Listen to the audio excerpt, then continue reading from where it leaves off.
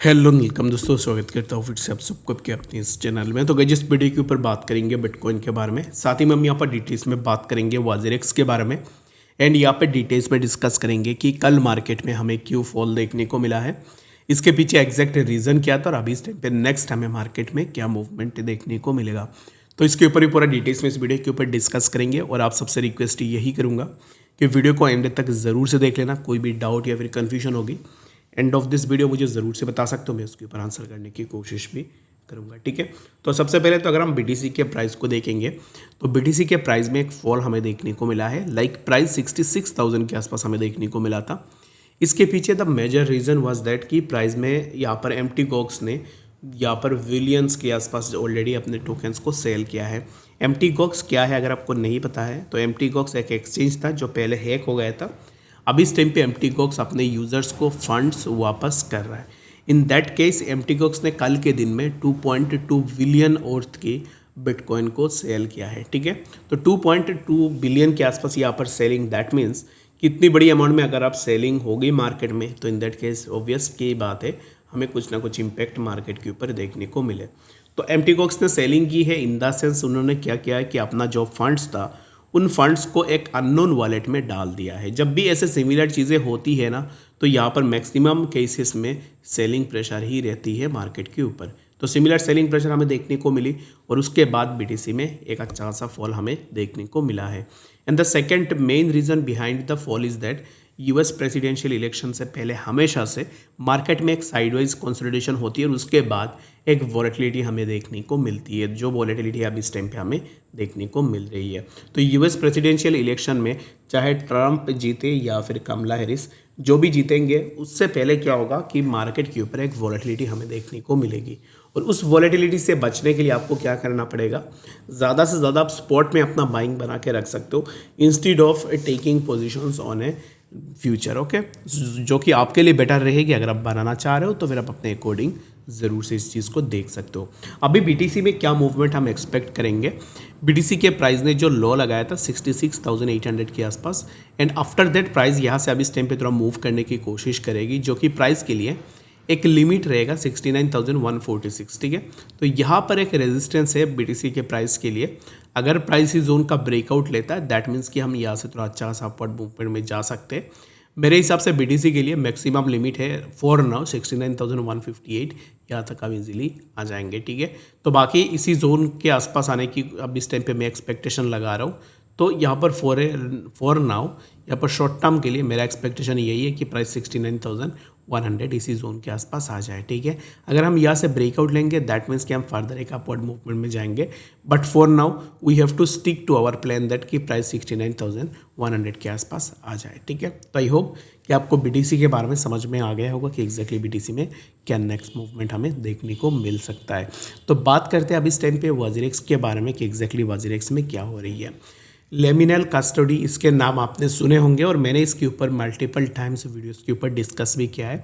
अभी इस टाइम पे लेमिनल ने क्या है, बाकी अगर आपको नहीं पता है तो मैं कॉन्टेक्स्ट आपको बता देता हूँ। लेमिनल एक ऐसा यहाँ पर कस्टोडियन वॉलेट है जो क्रिप्टो एक्सचेंजेस को अपना सर्विसेज प्रोवाइड करती है क्रिप्टोज को स्टोर करने के लिए। और वाजेरेक्स जब हैक हुआ था तो वाजेरेक्स ने ब्लेम डाला था लेमिनल के ऊपर कि हैक हुई है लेमिनल की वजह से।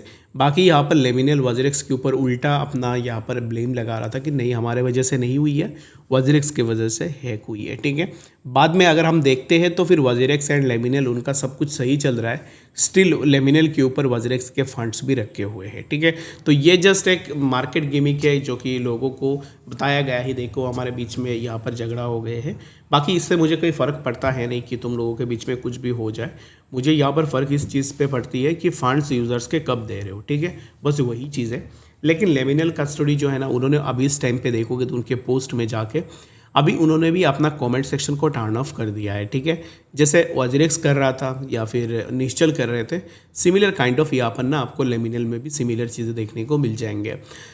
अगर आप देखोगे अकाउंट्स @लेमिनल कस्टडी मेंशन्ड कैन रिप्लाई, यानी कि आप पोस्ट के नीचे रिप्लाई नहीं कर सकते हो भाई, आपकी कोई भी अथॉरिटी नहीं है कि आप लेमिनल के पोस्ट में जाके या फिर वाजेरेक्स के पोस्ट में जाके या फिर निश्चल के पोस्ट में जाके कुछ भी कमेंट कर दो। ठीक है, तो यहाँ पर इसका मतलब क्या होता है कि अगर आप लोगों को नहीं, यहाँ पर एक अपॉर्चुनिटी भी नहीं दे रहे हो, लोग अपने बातों को सामने रख के आपने यहाँ पर ना अभी इस टाइम पे अपने कमेंट्स को टर्न ऑफ करके रख दिया है। यानी कि कोई भी अपना जो भी क्वेश्चन है, जो भी चीज़ें हैं वो नहीं बता सकता। ये कौन सा भाई है, उन्होंने यहाँ पर अच्छे से लिखा हुआ है कि fraud you and WazirX both hired paid auditors to make clean report for hack.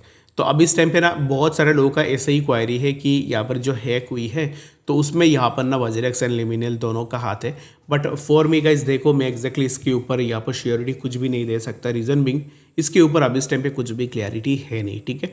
जब तक क्लैरिटी नहीं होगी चीज़ों को लेकर तब तक हम किसी के ऊपर ऐसे ब्लेम नहीं लगा सकते हैं, ठीक है। बट मेरे हिसाब से देखो कि ये जो एक्सचेंजेस अभी इस टाइम पे कर रहे हैं ना, कि लेमिनल भी था पहले, लेमिनल अभी इस टाइम पे अपना comment section already turn off कर चुका है। निश्चल को देखोगे तो उसके भी कमेंट सेक्शन टर्न ऑफ मिलेंगे। वजीरिक्स इंडिया की अगर आप देखोगे ट्विटर हैंडल, उसमें भी आपको कमेंट सेक्शन टर्न ऑफ मिलेंगे, ठीक है। यानी कि कुल मिला के बात यही है कि अभी इस टाइम पे यूज़र्स अभी इस टाइम पे जाए तो जाएगा, पैसे गए हैं यूज़र्स के, ठीक है। और अब इस टाइम पे एटीट्यूड ऐसे है, लेमिनल हो, वजीरिक्स हो या फिर निश्चल हो, ऐसे लग रहा है कि पैसे उनके गए हैं, यूज़र्स के नहीं गए हैं, ठीक है। क्योंकि जो भी ट्वीट्स देखते हो, जो भी अपडेट्स देखते हो, उनमें ऐसा नहीं होता है कि गैस की यूज़र्स को ही प्रायोरिटी दी जा रही है कि यूज़र्स को पैसे दिए जाएंगे जल्द से जल्द। बट यहाँ पर उनके पोस्ट में, उनके बातों में ऐसे लगता है कि नहीं, पैसे तो तुम्हारे नहीं गए हैं, पैसे एक्सचेंज का ही गए हैं, ठीक है। और मैं याद दिला दूँ, वजीरिक्स एक ऐसा एक्सचेंज है जिसने 100 CR के आसपास यूज़र्स के फंड्स को यूज़ किया है for their own legal battles, ठीक है। एक्सचेंज हैक हुई है भाई, एक्सचेंज हैक हुई है, तुम्हारे वजह से हुई है। और बाकी यहाँ पर और चीज़ अगर हम पकड़ने जाए, वजीरिक्स इतना अच्छा सा चल रहा था इंडिया में, इतनी बड़ी यूज़र बेस है, उसमें से आपने इतने ट्रेडिंग फीस में पैसे कमाए हैं, वो पैसे कहाँ गए, ठीक है। अब इस टाइम पे आप यूज़र्स के फंड्स को यूज़ कर रहे हो खुद के बेनिफिट के लिए, खुद का जो लीगल बैटल है उसको लड़ने के लिए आप यूज़र्स के फंड्स को यूज़ कर रहे हो। लेकिन जो पहले आपने प्रॉफिट कमाया है वो प्रॉफिट क्या आपने यूज़र्स को दिया था? एक भी नहीं दिया, उल्टा लोगों से पैसे लिया भी है। तो इन दैट केस क्यों अभी इस टाइम पे आप लोगों से पैसे भी ले रहे हो? तो बोलने के लिए ना बहुत कुछ है यहाँ पे, अगर आप डॉट्स जोड़ने जाओगे ना तो आपको बहुत सारे आंसर्स यहाँ पे मिल जाएंगे। बाकी आने वाले टाइम में हम इसके ऊपर बात भी करेंगे।